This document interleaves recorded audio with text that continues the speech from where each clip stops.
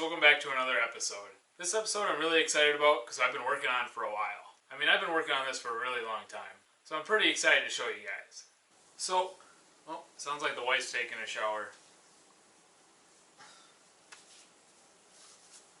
What the? Is it raining?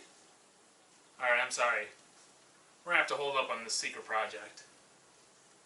What is going on? Now I'm trying to take a peek up here. The shower's running. As you can see here, this is the drain for the shower and the two water pipes going up to it. And it looks like we got a leak. This isn't good. But this should just be a small leak, so we'll get right back at it. This shouldn't be too hard to fix.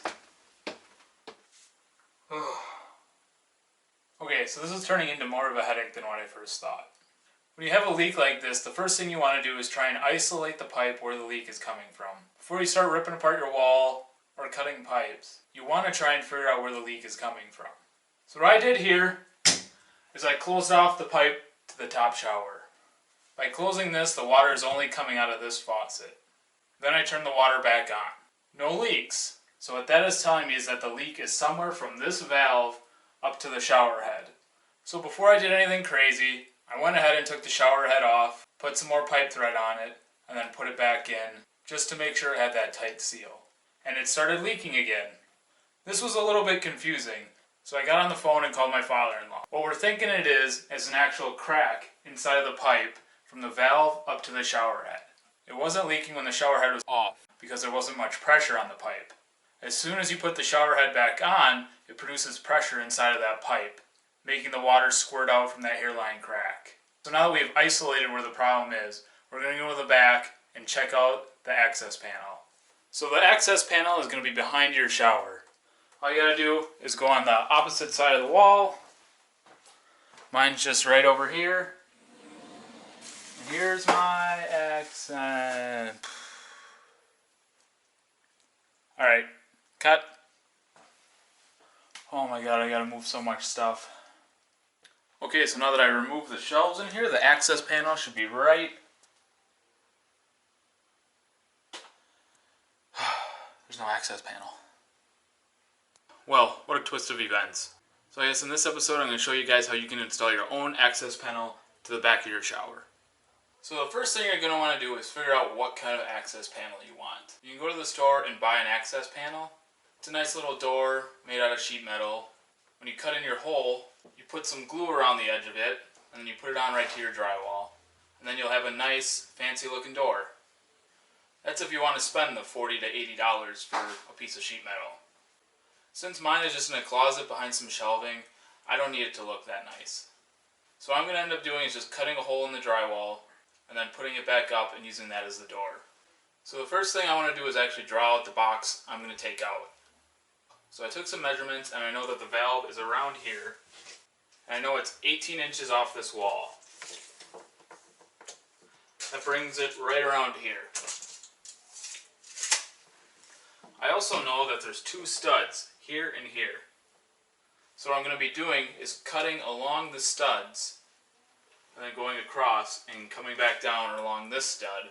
So when I put this drywall back up, it's not going to fall in. It's going to be resting on those studs.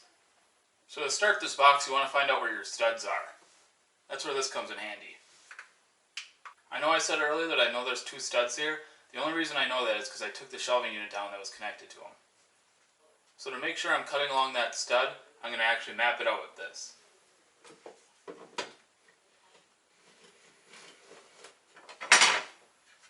And it's not on.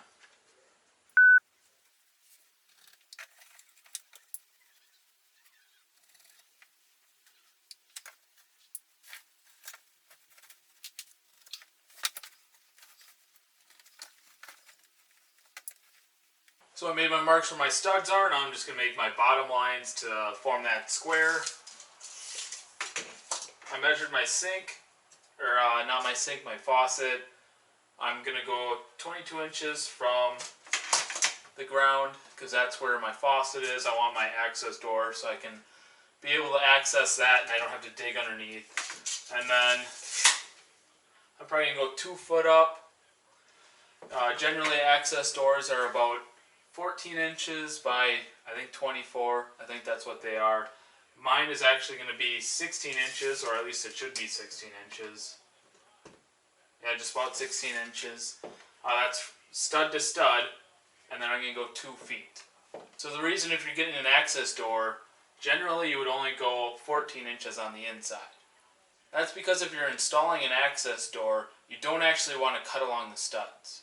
You're going to want to cut on the inside of them. That way when you have the flange for the access door, you can just put glue on that flange and then put it right on top of it.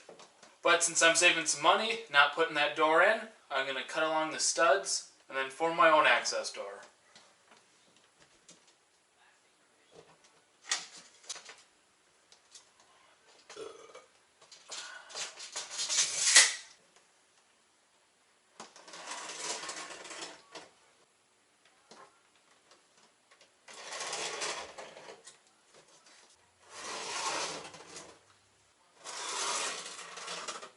I'm not sure how well you can see this, but this is actually the outline of the access door that I drew.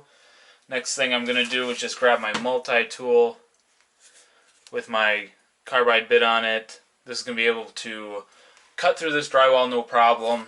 And then I'm going to follow along the studs up here, then go across, then hopefully just peel this back out, and then I'll be able to access my shower valves. Alright, I'm going to do my best. It's a pretty tight space back here. By the way, I'm not sponsored by Kraft Mac and Cheese, although I wouldn't mind a lifetime supply. But I'm going to do my best to show you guys how to cut actually through this thing. But pretty much just got my multi-tool, going to follow the lines. And when you're following the studs, don't shove this thing in there, otherwise you're going to be going into the wood and you don't want that.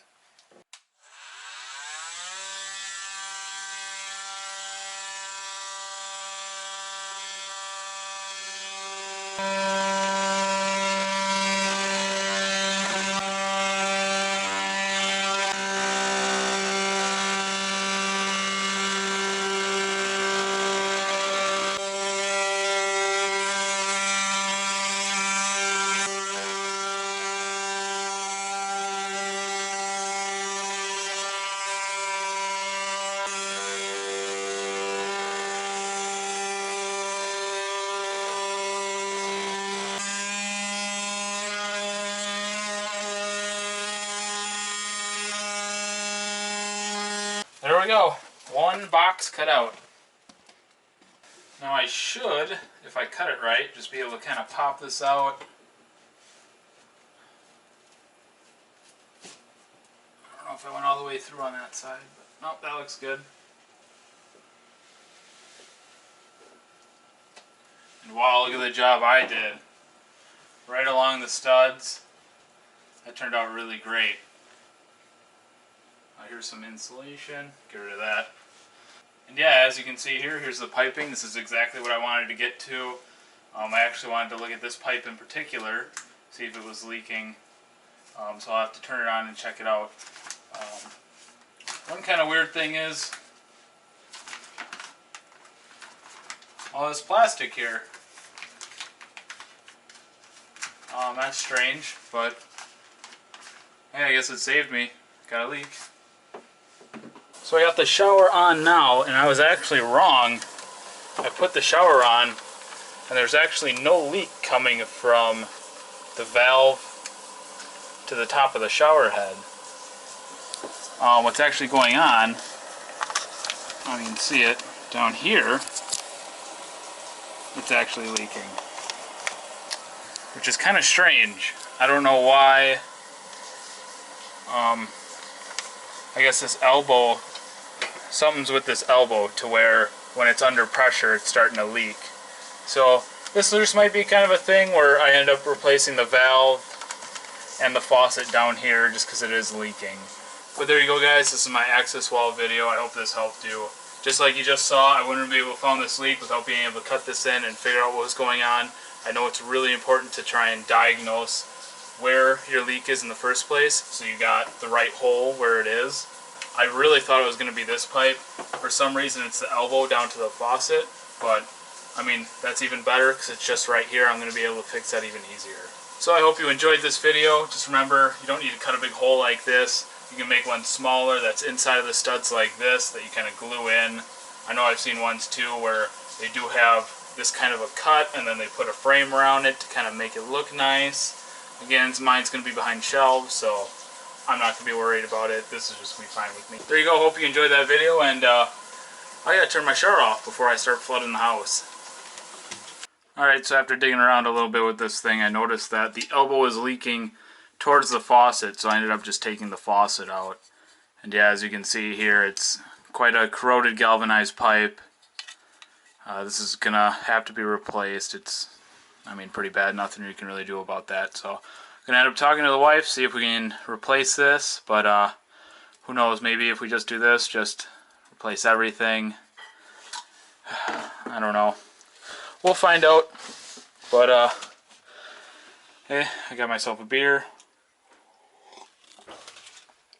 For a job well done, figured out that problem, and got my board right here. See how it looks. Put it back on there. And I mean, yeah, this is all that I really need. This is going to be the access panel, so there you go, guys. You can put a little frame around there, or like I said before, you can put a box around it. They sell them at Menards, Home Depot, all that stuff, but if you're okay with just this, you can just kind of clean it up and save yourself $50. So there you go.